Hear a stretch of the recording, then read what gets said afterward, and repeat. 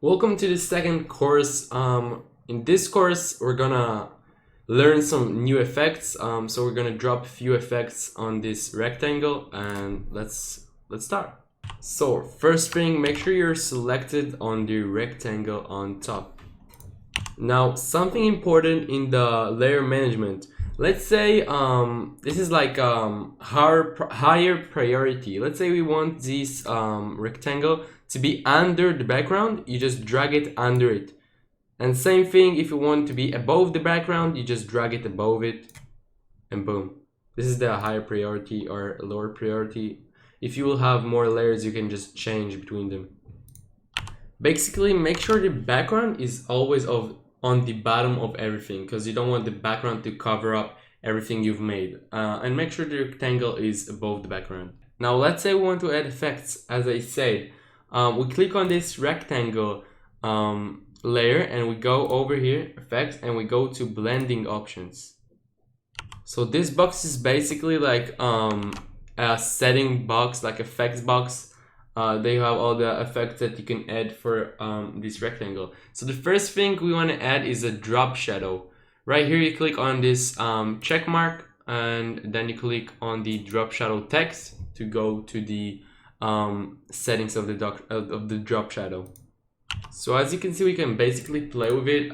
We can change the size. Make sure your opacity is in 75.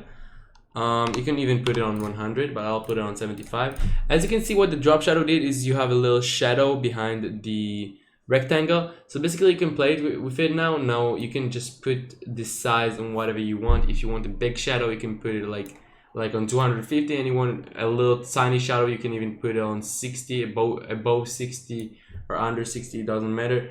And the spread basically makes the shadow more solid. If you want it to be like more of a shadow, you just put it lower, and if you want it to be solid, you just can do it like, you just take it a little bit higher. But I'll prefer to put it on like something like 30, which is, it looks perfect.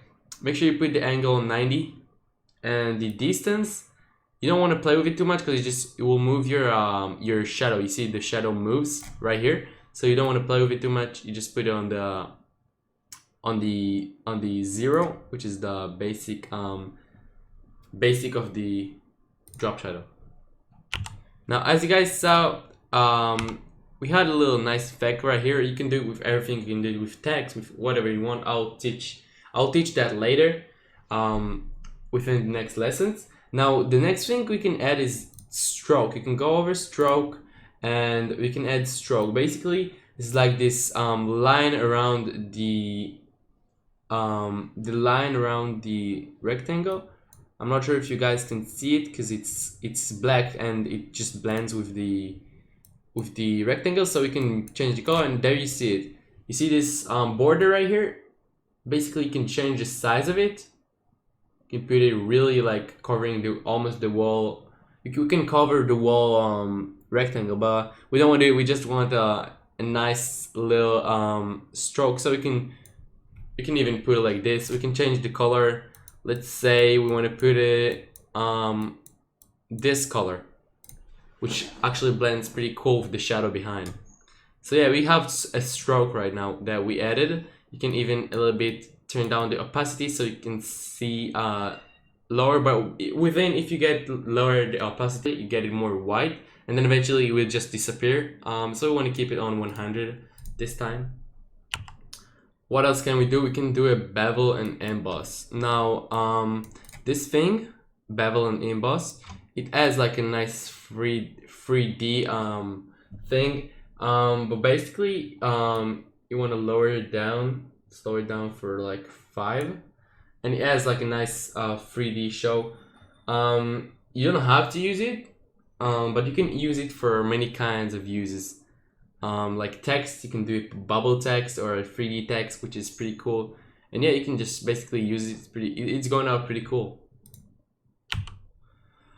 We can also add a pattern overlay. You go over here, click the pattern overlay, and you can basically play with it for hours. You got like some kinds of overlays, pattern overlays that you can play with.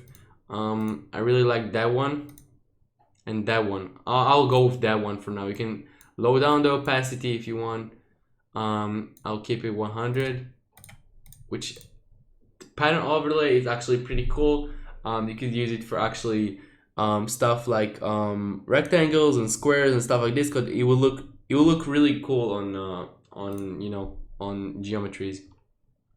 Now next thing we can do, sorry about that, we can do an outer glow. We can go over here. Outer glow looks pretty lit. You basically, let's get the opacity to 100, and you can basically change the color within whatever you want. You got the default templates that Photoshop gave you. You can change whatever you want. I don't really want to use them right now, so we're gonna use something like, let's say we want like an aqua color, so we go right here, choose this one, and we can get a bit down the size. First thing, you can see the shadow behind and then the outer glow. And if you want, you are able to get down the opacity a little bit if you don't want it to get too strong. Then you can get the size a little bit up. You can literally play with it and do whatever you want with it. You can also edit on text, which looks really cool. So now we have this effect that you just can see like the shadow, the black shadow, and then you can see the blue outer glow, like really close to it, which is what we just did. So it looks pretty cool. So the outer glow is basically really familiar to the drop shadow, but it basically like it's pretty much glows, and you can choose whatever color you want. So that's pretty cool. It's not like giving it a shadow; it's giving it a glow, which is different than shadow. Yeah, let's move on to the next thing. Now, cool thing we can do is actually change the color. You go over color overlay and you change it to whatever you want. Just click the color right here, and you can change it to be white. You can change it to be whatever color you just want it to be. Now, we chose black at the start, so we don't need to change the color really much, or you just uncheck that. So yeah, we got satin, which makes it just a little bit darker, as you can see.